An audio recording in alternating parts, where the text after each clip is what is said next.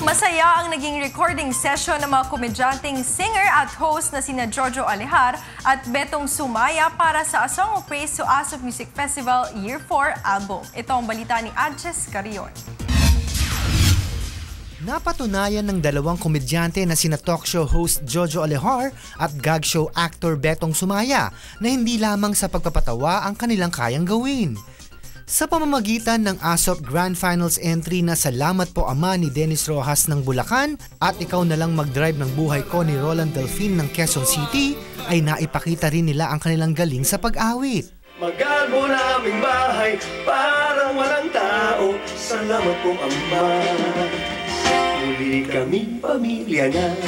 Ang mga kamay o Diyos, nasisiguro ko mararating ko ang paraiso.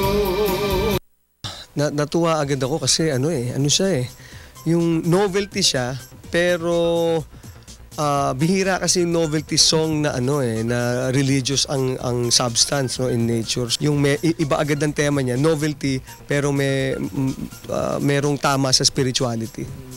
Mas napaganda siya at saka kasi mas lumabas yung talagang kulay nung emosyon niya. Tapos satisfied talaga ako na ganun ang kinalabasan. Ikinatuwa naman ni Betong ang pagkakapili sa kanya bilang interpreter dahil hindi naman siya aniya nakilala sa pagiging singer.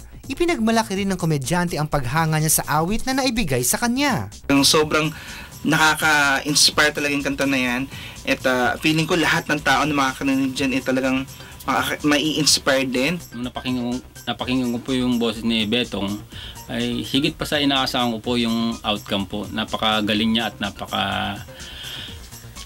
sumigla po. Masigla yung kanta po.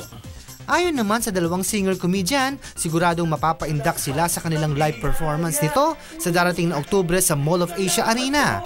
Adjes Carion, UNTV News Worldwide.